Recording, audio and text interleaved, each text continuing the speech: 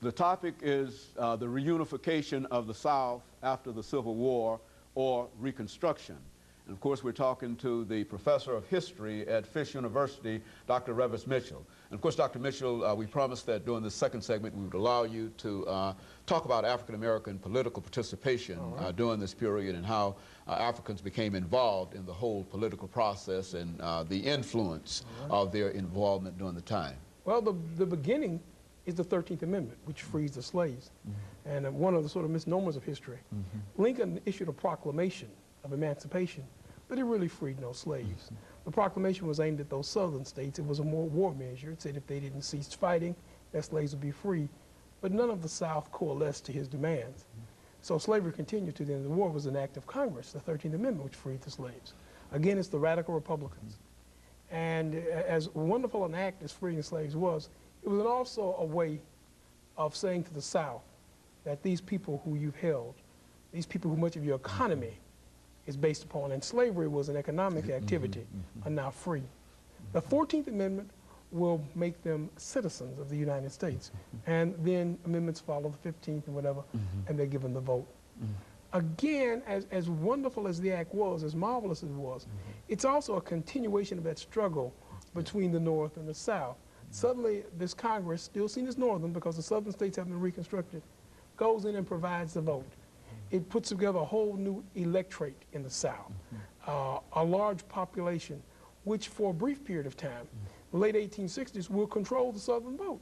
So once you have Reconstruction and blacks are allowed to vote, the Dunning School of Historians, William A. Dunn, they describes it as black Reconstruction. Very good. The blackness is the fact that some few blacks hold office, never a majority. One interesting political point, though, once black people have the vote, once those former slaves and many of those free blacks who were never slaves have the vote, they aren't terribly punitive. We don't find during black Reconstruction blacks demanding any punishment of the South. The federal Congress would disenfranchise those Confederate leaders who were wealthy, those who were leaders in the Southern governments. They would be in prison. But it wasn't acts of black legislatures. It would, in fact, throughout the South, during black Reconstruction, you really find a time when black members of state legislatures, black members of city councils and all, will reestablish and rebuild the South. In Tennessee, for example, the Tennessee legislature, once blacks are a member of it, Samuel McElwee will propose public education. You had never had public education in the South prior to the Civil War. It's during black Reconstruction.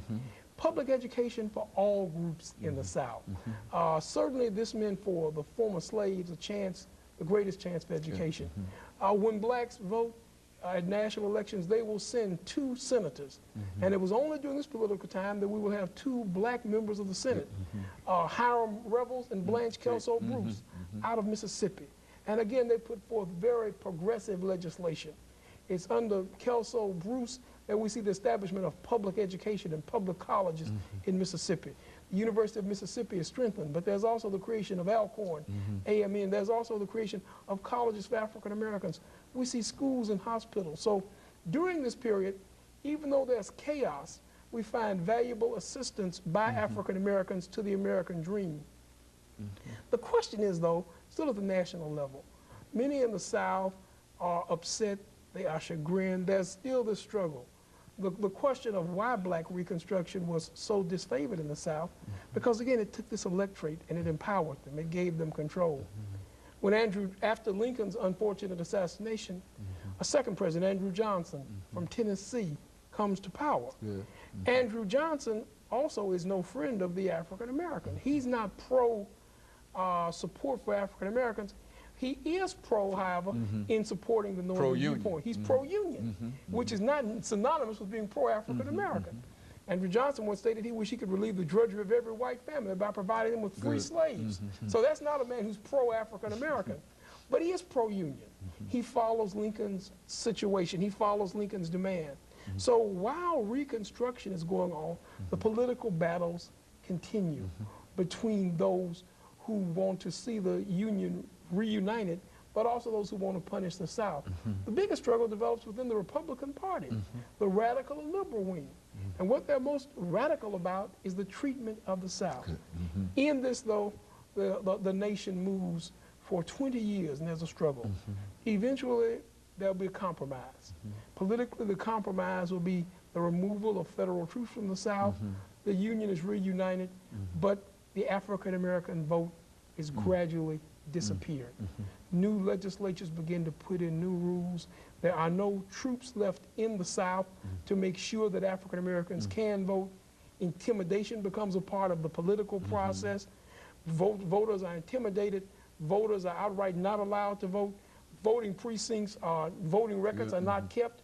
Votes are cast in African-American precincts, and eventually the great hope of the Civil War diminishes. And so when you talk about the military rule of the South, explain that, because I think what you're saying here is that for a time, after the war, that the military, the national military, that's right, actually controls and talk about they this.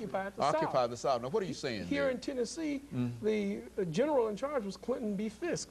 Consequently, when a school is opened, it's named after a general. But they occupy the South. They treat it as conquered territory. Southerners are treated as those who were defeated in war. The great irony is that the two national leaders, Lincoln and Johnson, didn't want to alienate Southern voters. They hoped for reunion, but you couldn't have that.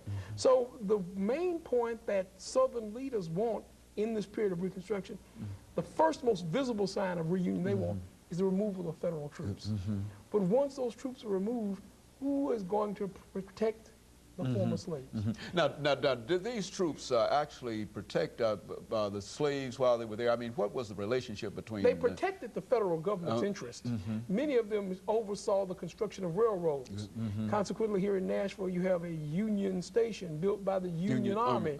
One of the desires of the Army was to facilitate the railroads so the South could be brought back into business and businesses. And there was a great amount of money in rebuilding the South. Important northern companies make that money. And actually, some scholars point out that the African Americans compromised by the rebuilding of the South. The North and the South come together again on economic interest. And so this was really a critical period. Now, we often talk about critical periods in American history, but this was really a critical period that finally introduced the African American into the politics of the South. And the period after Reconstruction is constantly referred to as the development of the New South. We need to look at what's really so new about this South. Okay, very good. And of course, let us take this second commercial break, Dr. Mitchell, and we'll be back with our audience following this very, very short commercial break.